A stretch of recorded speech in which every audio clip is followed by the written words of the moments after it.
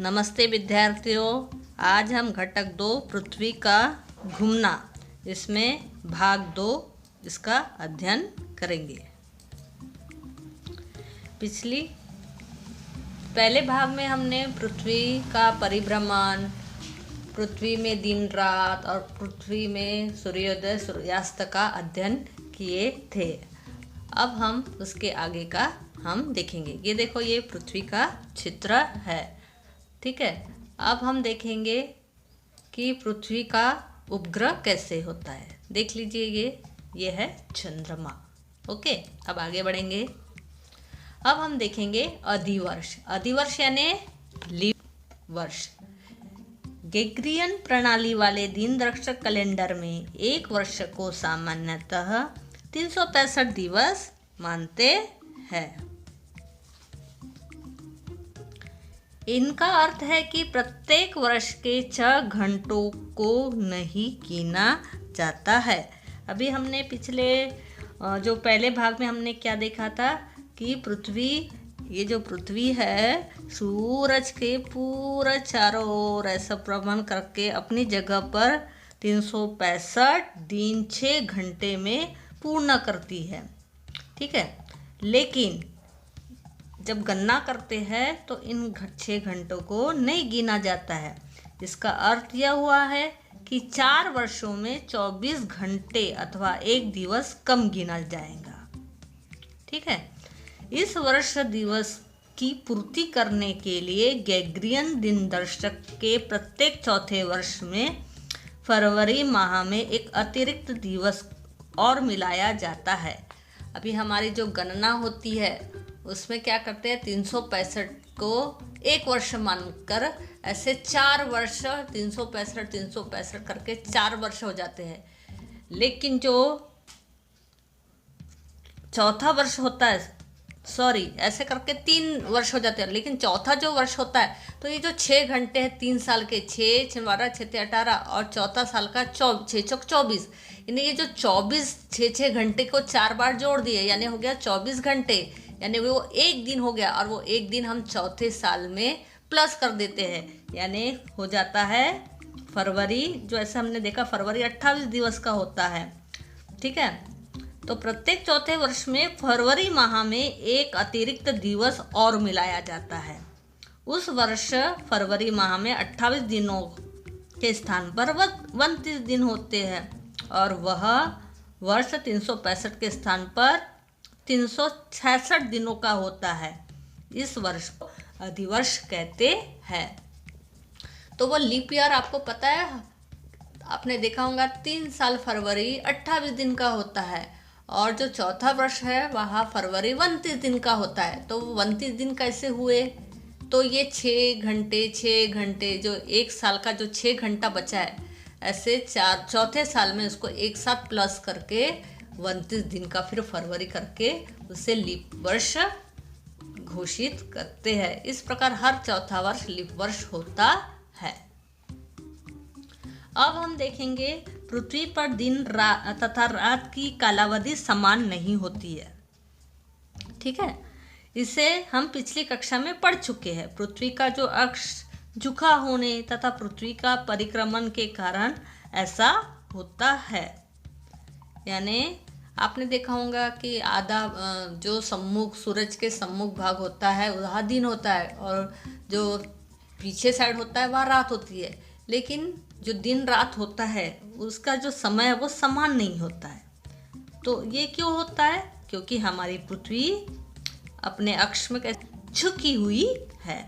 22 मार्च से 23 सितंबर की कालावधि में उत्तरी गोलार्ध में दिनमान अधिक होता है। यानी 22 मार्च से 23 सितंबर इस कालावधि में उत्तरी गोलार्ध यानी पृथ्वी के ऊपर वाले भाग में दिनमान अधिक होता है, अर्थात दिन बड़ा होता है। अतः वह अधिक उष्णता होती है, इसलिए इस समय उत्तरी गोलार्ध में ग्रीष्मकाल होता है। यानी 22 मार्च से 23 सितंबर यहाँ पर दिन बड़ा होता है, क्योंकि ये उत्तरी गोलार्ध में क्या होती है, ग्रीष्म ऋतु होती है, ग्रीष्मकाल होता है। ठीक इसी समय दक्षिण गोलार्ध में यानी उत्तर की जो नीचे वाला क्षेत्र है वह रात्रिमान अधिक होता है, यानी रात बड़ी होती है, क्योंकि इस भाग में उष्णता कम होती है, इसलिए दक्षिणी गोलार्ध में शीतकाल होता है। यानी कहने का है कि पृथ्वी का जहाँ पर उत्तर भाग में अगर ग्रीष्म ऋतु है तो दक्षिणी भाग में शीत ऋतु होती है। 23 सितंबर से 22 मार्च की कालावधि में दक्षिणी गोलार्ध में दिनमान अधिक होता है, इसलिए उष्णता अधिक होती है। अतः इस कालावधि में दक्षिणी गोलार्ध में ग्रीष्मकाल होता है। ठीक इसी समय उत्तर गोलार्ध में रात्रिमान अधिक होता है, इस कारण इस भाग में उष्णता कम मिलती है। फलतः उत्तरी गोलार्ध में शीतकाल होता है।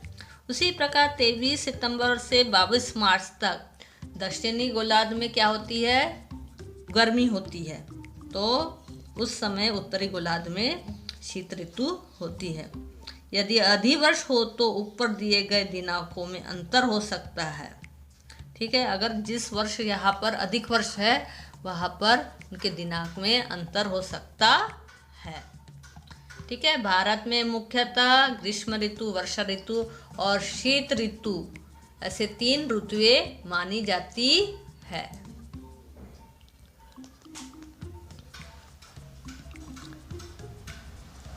ठीक है, देखो किस प्रकार ठंडी स्प्रिंग, हाँ, भारत में मुख्य रूप से ग्रीष्म ऋतु, वर्षा ऋतु और शीत ऋतु ऐसे 3 ऋतुएं होती है। वर्ष भर में वसंत ऋतु, ग्रीष्म ऋतु, वर्षा ऋतु, शरद ऋतु, हेमंत, शिशिर, ये सब ऋतुएं मनाते हैं। ऐसे 6 ऋतुओं का एक चक्र होता है। इन ऋतुओं से संबंधित कुछ पर्व तथा उत्सव हमारे देश में मनाए जाते हैं। साथ साथ विभिन्न प्रकार के गायन, वादन और खेलों का भी आयोजन किया जाता है। ठीक है, जैसे जैसे हमारी पृथ्वी सूरज की परिक्रमा करती है वहाँ का जो उष्णता कम ज़्यादा होती है, जिससे ऋतुओं का निर्माण होता है और ऋतुओं के अनुसार हमारे त्यौहार मनाए जाते हैं। ठीक है, अब देखेंगे पूर्णिमा और अमावस्या।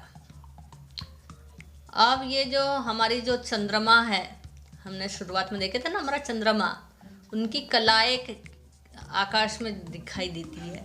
आपने देखा होगा, आप रोज 15 दिन तक आप आकाश का निरीक्षण करो। पहले दिन कैसा, दूसरे दिन कैसा, तीसरे दिन कैसा, चौथा, 15 दिन के बाद आप चांद को देखना, फिर उसके बाद फिर 15 दिन आप उसका निरीक्षण करना। तो ये जो चंद्रमा के जो रूप में जो परिवर्तन दिख रहा है उसे ही चंद्रमा की कलाएं कहते हैं। यानी चंद्रमा का जो रोज उसके आकार में जो परिवर्तन दिखाई देता है उसे ही चंद्रमा की कलाएं कहते हैं।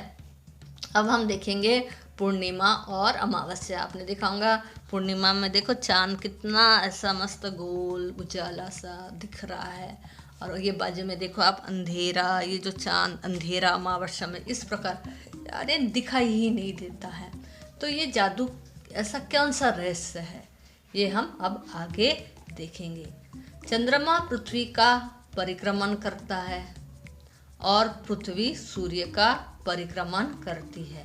यानी चंद्रमा पृथ्वी के चारों ओर घूमता है, खुद के चारों ओर घूमता है और साथ ही साथ पृथ्वी की भी परिक्रमा करता है, और पृथ्वी सूर्य की परिक्रमा करता है, खुद के चारों ओर तो घूमता है, साथ ही सूर्य के चारों ओर भी घूमता है। परंतु ये दोनों परिक्रमण कक्षाएं एक दूसरे के प्रतिच्छेदित करती है ना, काटती है। ठीक है, अतः सूर्य, चंद्रमा तथा पृथ्वी सदैव एक ही सीधी रेखा में होंगे ऐसा नहीं होता, क्योंकि इनके जो अक्ष अलग अलग है। जब वो घूमते हैं तो वो एक सीध में नहीं होते हैं। ठीक है, हमें पृथ्वी से चंद्रमा के पृष्ठभाग का पृथ्वी की ओर का केवल आधा भाग दिखाई देता है। जब हम आकाश में देखते हैं तो चंद्रमा का जो दिखता है पृष्ठभाग, केवल उसका आधा भाग दिखता है, क्योंकि चंद्रमा गोल है, जैसे पृथ्वी गोल है वैसी चंद्रमा भी गोल है, लेकिन हम उसका सिर्फ एक ही आधा का भाग ही देख पाते हैं। चंद्रमा स्वयं प्रकाशित नहीं है। ये जो सफेद दिख रहा है पूर्णिमा का, जो ये सफेद चांद, ये आधा भाग हम देख रहे हैं। ये जो चंद्रमा है इसका स्वयं का प्रकाश नहीं है। चंद्रमा स्वयं प्रकाशित नहीं है। अब तो फिर ये उजाला कहाँ से आया? तो ये जो उजाला दिख रहा है सफ़ेद सफ़ेद, ये चंद्रमा पर सूर्य का प्रकाश पड़ने के कारण यह जो प्रकाश है हमें पृथ्वी पर दिखाई देता है। पूर्णिमा की रात में हमें चंद्रमा का पृथ्वी की ओर वाला पूरा भाग दिखता है। समझ में आया? पूर्णिमा के दिन क्या होता है, सूरज की किरणें यहाँ पड़ रही है और इसका उजाला हुआ भाग, जो जहाँ पर प्रकाश गिरा है वो भाग हमें पूरा दिखाई देता है। लेकिन ये जो बाजू वाला चित्र देखो, ये जो बाजू वाला है, ये जो भाग है, ये अमावस्या के दिन हमको चंद्रमा का कोई भाग नहीं दिखाई देता, इसलिए वहाँ पर अंधेरा दिखाई देता है आसमान पे। पूर्णिमा से अमावस्या, देखो पूर्णिमा से अमावस्या तक चंद्रमा का पृथ्वी से दिखने वाला प्रकाशित भाग क्रमशः घटता जाता है। पूर्णिमा के बाद क्या होता है, ये देखो, ये जो चांद है ये पूरा गोल दिखाई दे रहा है, फिर धीरे धीरे इसका घटता ये घटते जाता है। ठीक है, घटते फिर ये अमावस्या में बाजू के समान आकृति हो जाती है। फिर अमावस्या के बाद फिर चंद्रमा बढ़ते जाता है और फिर से ये ऐसा गोल हो जाता है। इसने ही यानी जो चंद्रमा का घटता क्रम बढ़ता क्रम, इसे ही चंद्रमा की कलाएं कहते हैं। ठीक है, देख लीजिए आप। चांद्रमास और तिथियां। अमावस्या से पूर्णिमा तक की 15 दिनों की कलाएं तुमने देखी होंगी। अमावस्या से पूर्णिमा की स्थिति से आने के लिए चंद्रमा को 14 से 15 दिन लगता है। यानी पूर्णिमा, ये देखो पूर्णिमा का चांद है, इसको अमावस्या से पूर्णिमा यानी ये अधिक काला है, इसको यहाँ से पूर्णिमा तक आने के लिए 14 से 15 दिन। इस पखवाड़े को शुक्ल पक्ष कहते हैं। पूर्णिमा के बाद पृथ्वी की ओर चंद्रमा का प्रकाशित भाग देखो घटते जाता है क्रमशः, और क्रमशः 14-15 दिनों में पुनः क्या हो जाता है, घटते अमावस्या आती है। इस पखवाड़े को कृष्ण पक्ष, ठीक है, यानी चंद्रमा का प्रकाश बढ़ना शुक्ल पक्ष और चंद्रमा का प्रकाश घटना कृष्ण पक्ष। समझा? ये शुक्ल पक्ष यानी प्रकाश बढ़ना और कृष्ण पक्ष यानी प्रकाश घटना। इस प्रकार एक अमावस्या से अगली अमावस्या की कालावधि को लगभग 28 से 30 दिन की कालावधि जो होती है, लगभग 28 से दिनों की होती है। इस कालावधि को कहते हैं चंद्रमास। अमावस्या से पूर्णिमा तक अथवा पूर्णिमा से अमावस्या तक के प्रत्येक दिन को चंद्रमास की तिथि कहते हैं। यानी अमावस्या से पूर्णिमा और पूर्णिमा से अमावस्या की जो कालावधि होती है वो 28 से 30 दिनों की होती है और इस कालावधि को चांद्रमास कहते हैं। अमावस्या यानी ये अमावस्या से पूर्णिमा तक अथवा पूर्णिमा से अमावस्या तक के प्रत्येक दिन को चांद्रमास की तिथि कहते हैं। फिर से आप देखो किस प्रकार आप चंद्रमा, ये देखो ये चंद्रमा अमावस्या था, उसका ये जो बढ़ता क्रम है ये है शुक्ल पक्ष। किस प्रकार यहाँ पे पूर्णिमा है, इसी को कहते हैं चंद्रमा की कलाएं। ठीक है, ये देखो एक, ये दो, फिर कैसा, फिर तीसरा, ये चौथा, ये देखो इस प्रकार। ये देखो आपने ये शुक्ल पक्ष है, ये देखो ये इस प्रकार फिर चंद्रमा की कलाएं, फिर पूर्ण पूर्णिमा हो गई है। ठीक है, यानी अमावस्या से पूर्णिमा, यानी अमावस्या से एक दिन बढ़ता है तो फिर 14-15 दिन बाद आती है पूर्णिमा यानी शुक्ल पक्ष। फिर पूर्णिमा से फिर अमावस्या को यानी घटता क्रम कृष्ण पक्ष, और शुक्ल पक्ष और कृष्ण पक्ष को अगर आप मिला दे तो बनता है चांद्रमास यानी एक मास। समझे ये आकृति बिल्कुल अच्छे से कॉपी में बनाना है आपको, बिना देखकर आपको ये आकृति आनी चाहिए। आप रोज आकाश का निरीक्षण करेंगे और चंद्रमा की कलाएं कैसे होती है आप निरीक्षण करेंगे।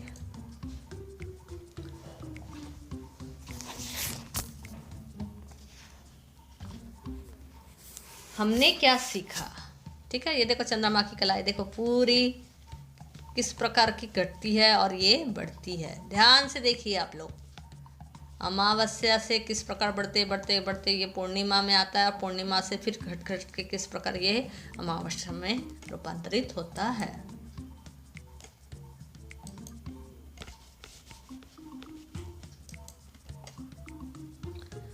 पृथ्वी के परिभ्रमण के कारण दिन तथा रात होते हैं। पृथ्वी के झुके हुए अक्ष और पृथ्वी के परिक्रमण के कारण ऋतु चक्र होता है।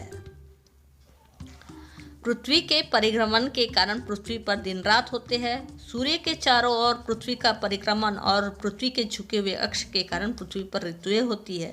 पृथ्वी के चारों ओर चंद्रमा के परिक्रमण के कारण हमें चंद्रमा की कलाएं दिखाई देती है। एक अमावस्या से अगली अमावस्या तक की कालावधि को चांद्रमास कहते हैं। चांद्रमास लगभग 28 से 30 दिनों का होता है।